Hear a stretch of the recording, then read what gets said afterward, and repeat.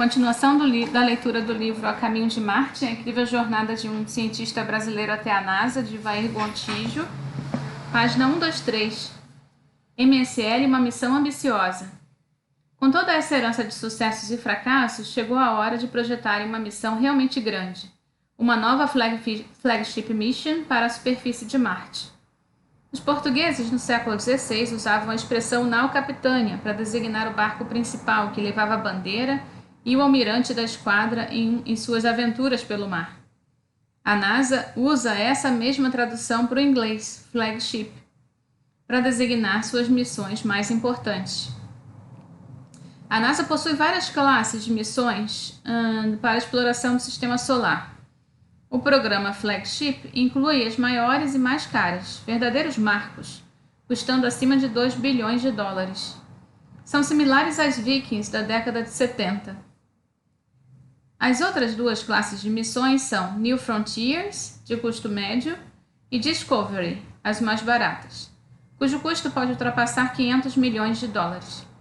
Por isso, quando a NASA inicia uma nova missão da classe Flagship, espera-se que o novo projeto tenha objetivos ambiciosos, mas, ao mesmo tempo, corra menos riscos, porque a perda de uma missão dessa envergadura seria dolorosa. Desde o início, sabiam que essa nova missão, intitulada Mars Science Laboratory, ou MSL, seria diferente e muito difícil, pois pretendia levar um grande laboratório móvel para a superfície de Marte. Os projetistas da missão logo concluíram que, pela quantidade de instrumentos incluídos, o peso do veículo, mesmo em Marte, seria grande demais para que pudessem usar a tecnologia de airbags para a descida final. Isso simplesmente não seria suficiente para suportar o impacto para a superfície do planeta. Em um excelente livro, nosso engenheiro-chefe, Rob Manning, conta como se chegou àquele projeto estranho. O método proposto, o livro dele se chama Mars Rover Curiosity, an Inside Account from Curiosity's Chief Engineer. É um livro de 2014 lançado pela Smithsonian Books. O método proposto para descer até a superfície de Marte tinha muito pouco a ver com aquele usado antes pelas Vikings de 76, e menos ainda com a geração de airbags do Pathfinder, do Spirit e do Opportunity. Depois de muitos estudos e discussões, foi decidido que a melhor seria fazer o veículo tocar no solo marciano com as próprias rodas, de forma que ele não precisasse de rampas para sair do seu estágio de descida. Isso já seria suficiente para acender o sinal vermelho na cabeça de muita gente na sede da NASA em Washington. Propostas ainda mais arriscadas, no entanto, seguiam-se a esta. Vamos então recapitular como o processo da EDL, Entry, Descent and Landing, ou seja, entrada na atmosfera, descida e pouso, como ela foi pensado. A sequência de EDL teria início a mais ou menos 100 km da superfície, em um local do espaço sobre Marte onde os navegadores do JPL deveriam posicionar um módulo com altíssima precisão. Esse local era informalmente chamado de buraco da fechadura, porque seria como fazer o veículo passar por um buraco de fechadura a essa distância da Terra. Até aí, nada demais para o talento disponível no JPL. As verdadeiras dificuldades começariam na interação da espaçonave com a atmosfera, porque nossa incerteza sobre a densidade atmosférica marciana, que varia de um dia para o outro e com as estações do ano, é muito grande. Poderíamos, inclusive, nos deparar com uma tempestade global de poeira durante a chegada. A intensidade e a direção dos ventos poderiam resultar em uma desaceleração bem diferente da que estávamos esperando. Com todas essas variáveis, fica muito difícil estabelecer com certeza o local exato do pouso. A solução proposta foi posicionar o módulo com o veículo em um ponto de entrada da atmosfera não muito longe da cratera, de forma que o veículo tivesse um excesso de velocidade. Seguindo um voo rasante, ele começaria a descida medindo a atmosfera, e se ela estivesse produzindo desaceleração suficiente, o veículo seguiria direto para o alvo da cratera. Se a desaceleração não fosse suficiente, ou seja, se a atmosfera fosse mais rarefeita do que o esperado, ele faria curvas no céu marciano seguindo uma trajetória em S, de forma a alongar seu caminho pelo palco de dança de Ares, voando quase paralelo à superfície. Sem essa precaução, para o caso de uma atmosfera mais rarefeita, o veículo passaria direto sobre a cratera, indo pousar muito longe, devido à sua velocidade excessiva. Para implementar esse esquema, usaríamos uma cápsula para abrigar o veículo, com características parecidas àquelas usadas no programa Apollo. Essencialmente, ela deveria produzir sustentação como a asa de um avião. Ele diz aqui para procurar no YouTube o vídeo MSL-EDL para ver simulações desse processo. Dessa forma, o problema vertical, a atmosfera ser tão baixa em Marte, foi transformado em um problema horizontal de voo e navegação pelo céu de outro mundo. Para que essa ideia funcionasse, além de um módulo que produzisse sustentação no tênue ar marciano, precisaríamos de um sistema de medidas da atmosfera e outro de controle para comparar as medidas de vento e pressão com o que era esperado. Também seria necessário um sistema de propulsão para fazer as curvas no céu, controlando a sua trajetória. Ao fim desse voo, quando o módulo perdesse quase toda a velocidade na viagem interplanetária, seria a hora de abrir um grande paraquedas para mais uma etapa de desaceleração. Logo após a abertura do paraquedas, o escudo frontal de calor já não teria utilidade nenhuma. Por isso, seria ejetado, de forma que o Curiosity, com seu radar de descida, pudesse apontar para o solo. Esse radar, que seria ligado cerca de 10 minutos antes para se aquecer e se autotestar, teria de funcionar daí em diante, pois nós só teríamos uma chance para descer corretamente. O trabalho do radar seria enviar pulsos de micro-ondas, que são como pulsos de luz, para a superfície do planeta e tentar captar seus reflexos, medindo o tempo gasto para os pulsos de micro-ondas viajarem até a superfície e voltarem, e já conhecendo a velocidade da luz, micro-ondas se movem à mesma velocidade que a luz, poderíamos então calcular a distância até o solo marciano, usando um método um pouco mais sofisticado baseado no efeito Doppler. Poderíamos também medir a velocidade de descida, e todos esses cálculos teriam de ser feitos localmente, no radar, que transmitiria essas informações para o computador dentro do veículo, responsável por orquestrar a descida. Quando o paraquedas terminasse seu trabalho de desacelerar a descida em Marte, teríamos que separar a cápsula com o estágio de descida rapidamente, para evitar mais um desastre. Em baixas velocidades e com a baixa densidade da atmosfera, é comum que o paraquedas murche e o estágio de descida, se não estiver pendurado, pode ser embrulhado por ele como resultado catastrófico. Teríamos, então, que fazer essa separação na hora certa. Assim como isso acontecesse, o computador dentro do veículo comandaria os retrofoguetes para dispararem e fazerem o seu controle final de descida, que envolve um sistema baseado de Sky Crane, algo como um guindaste celeste usado por helicópteros para mover cargas penduradas por cabos.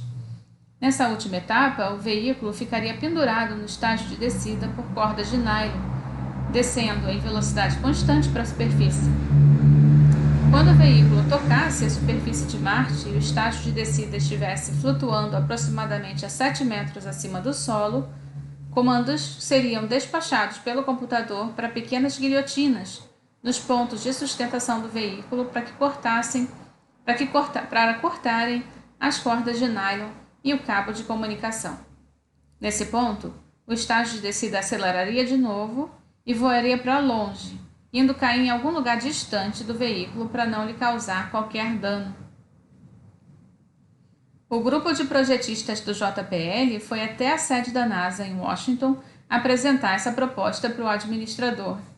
A NASA não tem um presidente, como é uma administração, em seu cargo mais alto está o administrador e seus assessores técnicos. Eles exibiram um vídeo simulando todo o processo, que foi recebido com incredulidade e ceticismo. O administrador disse que aquilo era loucura, mas que o tipo certo de loucura, concedendo a permissão para continuarem os estudos necessários para a aplicação daquelas técnicas que nunca tinham sido tentadas antes, na próxima missão flagship para Marte. Como chegar a Marte? Para muita gente, projetar e construir uma missão para Marte parece enredo de ficção científica. Na prática, como se faz para chegar em Marte? Como são feitas as viagens espaciais? É mais fácil responder a essas perguntas se dividirmos a explicação em duas etapas. Uma sobre a trajetória a ser seguida e outra sobre a chegada. Depois de ler livros de ficção científica de Júlio Verne e Kurt Laswitz, o engenheiro civil alemão Walter Hormann começou a se perguntar a mesma coisa: como poderíamos chegar a outros planetas? Em pouco tempo, ele entendeu que minimizar a quantidade de combustível seria essencial para transformar uma viagem interplanetária em realidade. De todas as trajetórias possíveis, qual gastaria o mínimo de combustível? Ele se perguntou. Publicadas em 1925 no livro, impossível de pronunciar aqui em alemão, que significa A Acessibilidade dos Corpos Celestes, a resposta até hoje leva seu nome, sendo conhecida como a órbita de transferência de Hohmann. Trata-se de uma simplificação da situação real, porque Hohmann considerou somente órbitas circulares que estejam em um mesmo plano. Pense em dois círculos concêntricos de raios diferentes desenhados no papel, com o Sol no centro deles. Hoje já existem outras soluções que, em certos casos, podem gastar bem menos combustível usando o que chamamos de Gravity Assist. Mas a elegante solução de Hohmann continua sendo a base das viagens interplanetárias. Em homenagem à sua imaginação visionária, o pioneiro Hohmann, também representado na Lua, emprestou seu nome a uma cratera. Para chegarmos até a órbita de Marte, temos de usar um foguete poderoso o suficiente para fazer nossa espaçonave sair da superfície da Terra e aumentar sua velocidade, ou sua energia cinética, de forma a escapar da atração gravitacional do nosso planeta. Depois de ser posicionado na direção correta, com a velocidade correta, a primeira lei de Newton, um corpo em movimento continuará em movimento em linha reta se nenhuma força for aplicada, nos garante que a espaçonave continuará a se mover. É claro que, nesse caso, existe uma força atuando sobre a espaçonave, já que a gravitação do Sol está presente o tempo todo. Isso modifica o movimento, que inicialmente seria em linha reta, fazendo nossa espaçonave seguir uma trajetória em formato de elipse. Então, se o foguete for poderoso o suficiente e a manobra inicial da Terra aplicar à espaçonave a quantidade certa de energia, ela vai se afastar da Terra e do Sol até tocar a órbita de Marte. Se o planeta não estiver naquele ponto de sua órbita no dia em que a espaçonave passar por lá, então ela voltará, caindo em direção ao Sol, podemos dizer.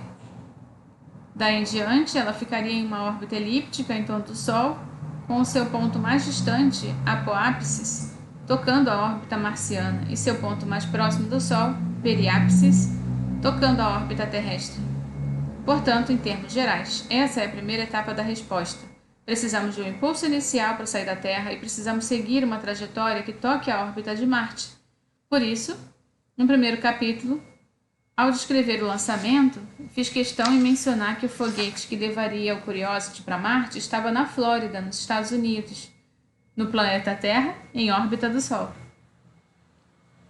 Além disso, existem restrições às possíveis datas de lançamento.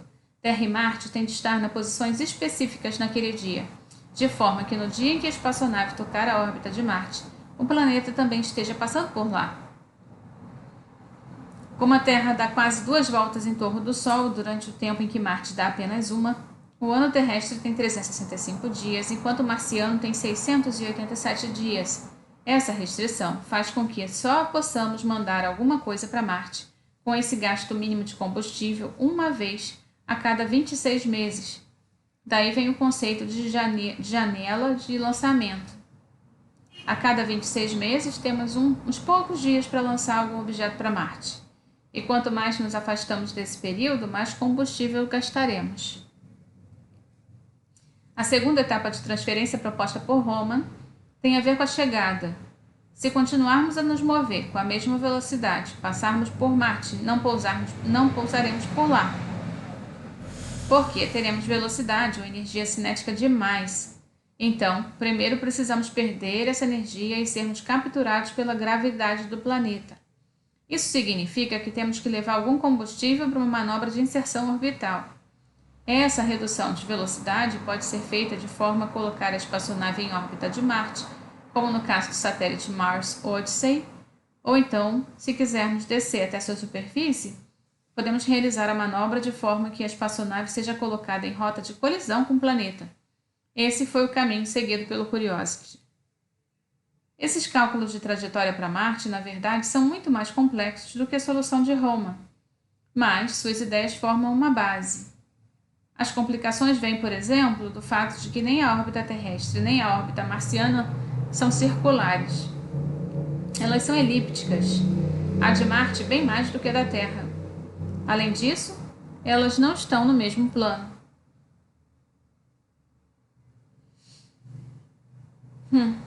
Para piorar, todos os outros planetas e luas da Terra, de Marte e de Júpiter exercem atração gravitacional sobre nossa espaçonave e perturbam sua trajetória.